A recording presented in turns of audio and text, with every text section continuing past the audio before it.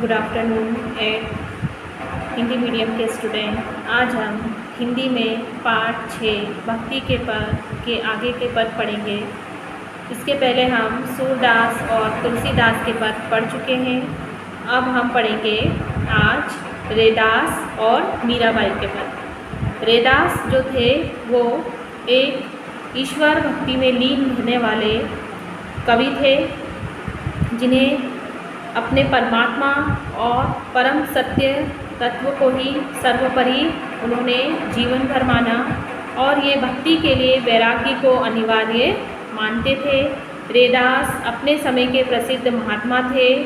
इनका जन्म वाराणसी उत्तर प्रदेश में हुआ था 1388 में और 1518 में इनका निधन हुआ था। 130 वर्षों की सुदीर्घ आयु उन्हें मिली थी। ये कितने वर्ष तक जीवित रहे थे? 130 वर्षों तक जीवित रहे थे।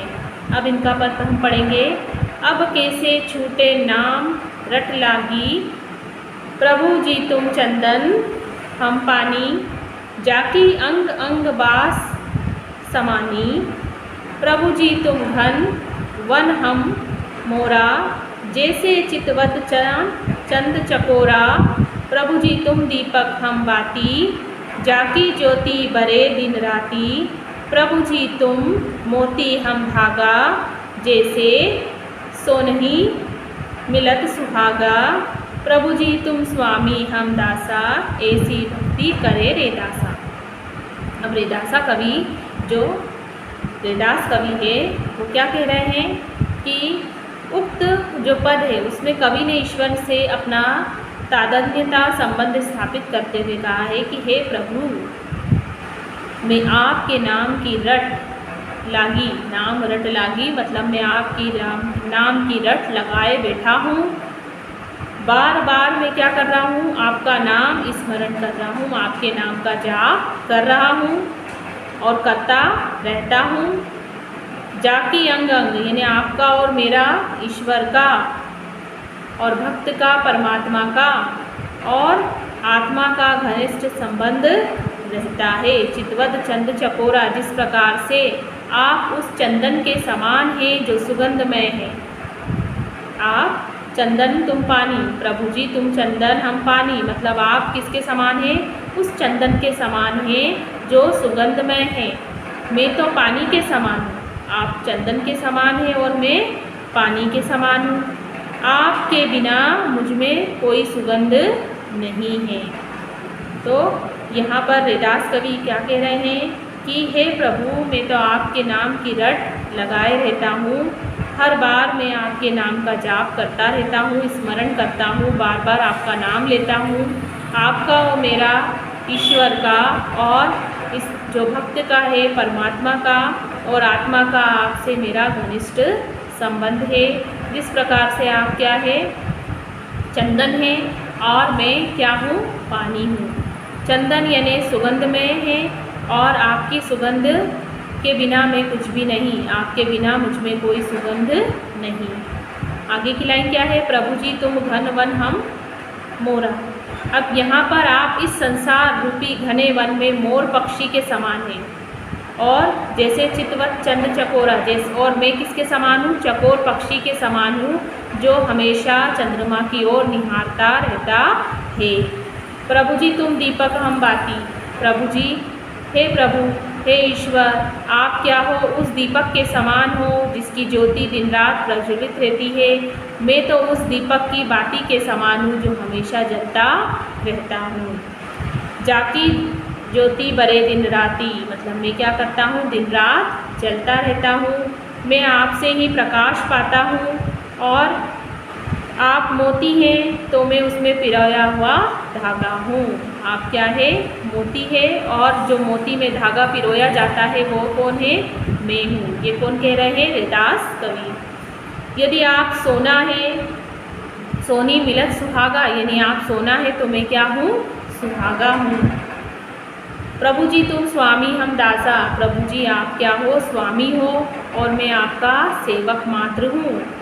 ऐसी भक्ति करे रैदासा। मैं दास से भाव से आपकी भक्ति करना चाहता हूँ और आप मुझ दास, मुझ गरीब पर, मुझ भक्त पर अपना ध्यान रखकर मेरा उद्धार कर दें, मुझे इस संसार सागर से पार लगा दे और मैं क्या हो जाऊँगा, ये सब पाकर धन्य हो जाऊँगा। तो इस पद का अर्थ ये था कि जो रैदास कवि है वो पूरी तरह से किस में लीन है, भक्ति में लीन है और वो अपने प्रभु से लो लगाए बैठे हैं और वो कुछ भी बनने को तैयार है। बस वो क्या चाहते हैं, अपने प्रभु का हाथ अपने सिर पर चाहते हैं, उनका आशीर्वाद चाहते हैं। अगले जो पद है वो किसका है, मीराबाई का है। मीराबाई जो थी वो कैसी थी, राजस्थान की रानी थी। चोकड़ी यानी मेड़ता जोधपुर में इनका जन्म हुआ था। अपने पितामह दादू जी का इन पर बहुत प्रभाव था, वे वैष्णव भक्त थी। मीरा का विवाह उदयपुर के राणा सांगा के पुत्र भोजराज के साथ हुआ था, किंतु असमय ही उनका क्या हो गया था, निधन हो गया था। मीरा ने अपना मन संसार के माया मोह से हटा लिया और वह कृष्ण भक्ति में रंग गई और पूरा जीवन उन्होंने कृष्ण के नाम कर दिया। 1546 में मीरा का निधन हुआ था। मीराबाई ने कृष्ण भक्ति में लीन होकर जो पद कहे हैं वो आगे हैं, जो गीतों के माध्यम से आज भी लोग गाते हैं और उपासना उन गीतों के माध्यम से करते हैं। पायो जी मैंने राम रतन धन पायो, वस्तु अमोलक दी मेरे सतगुरु, कृपा कर अपनायो, जन्म जन्म की पूंजी पाई, जग में सभी खुवायो, खर्चे नाही कोई चोर ना लेवे, दिन दिन बढ़त सवायो, सत की नाव थेवटिया, सतगुरु भवसागर तर आयो, मीरा के प्रभु गिरधर नागर, हरख हरख जस गायो। तो यहाँ पर जो मीराबाई है वो श्री कृष्ण के प्रति अपनी अगत श्रद्धा भक्ति व्यक्त करते हुए गाने के गीत के माध्यम से क्या बता रही हैं, कृष्ण रूपी प्रेम को बता रही हैं कि मैंने श्री राम नाम रूपी बेशकीमती धन प्राप्त कर लिया है, मेरे तो सतगुरु श्री राम यानी श्री कृष्ण है। इसलिए यहाँ पर कहा है ना, राम रतन धन पायो, मैंने राम रूपी धन यानी कृष्ण को पा लिया है। वस्तु अमोलक दी मेरे सतगुरु, दोनों ही विष्णु के अवतार है। दोनों किसके अवतार है, श्री कृष्ण और श्री राम विष्णु के अवतार है और दोनों का एक ही रूप है। कृपा कर अपनायो, मेरे प्रभु ने मुझे भक्ति रूपी या नाम स्मरण रूपी अनमोल क्या दी है, वस्तु प्रदान की है। उनकी मुझ पर बड़ी कृपा दृष्टि रही है। जन्म जन्म की पूंजी पाई, इसलिए मुझे अपना लिया और स्वीकार कर लिया। मैंने पूरी भक्ति रूपी क्या कर ली है, ऐसी पूंजी प्राप्त कर ली है जो जन्म जन्मांतर काम आने वाली है और उपयोगी है।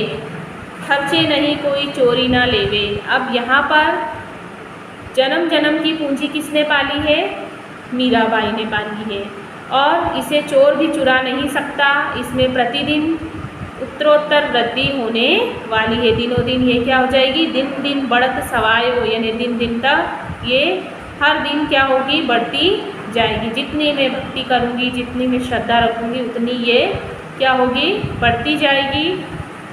सत की नाम खेवटिया सदगुरु, यानी मेरे दो गिरधर कौन है, गोपाल है, इसमें प्रतिदिन बढ़ोतरी होती जाएगी। मैं सत्य की नौका पर सवार हो चुकी हूँ, सत्य की राह मैंने अपना ली है। मेरे तारणहार नाविक कौन है, प्रभु श्री कृष्ण है। खेवटिया सतगुरु, यानी जो नाव चलाने वाले हैं वो कौन है, सतगुरु श्री कृष्ण है। भव सागर तर आयो, वे मेरे जीवन की नौका को इस संसार सागर से पार लगाएंगे। अंत में यहाँ पर मीराबाई क्या कहती हैं कि मीरा के प्रभु गिरधर नागर, यानी मेरे तो प्रभु कौन है, आराध्य कौन है, भगवान श्री कृष्ण है। हरख हरख जस गायो, और मैं प्रतिदिन प्रसन्न होकर मन से चित्त से उन्हीं का यशोगान करती रहूँगी, उनकी स्तुति यानी उन्हें याद करती रहूँगी, क्योंकि मेरे तन मन में कौन समायो, श्री कृष्ण। इस तरह से वो भक्ति भाव से परिपूर्ण होकर इस गीतों के माध्यम से अपना भक्त रूप दिखाती हैं। तो यहाँ तक इस पाठ को आपको पढ़ना है।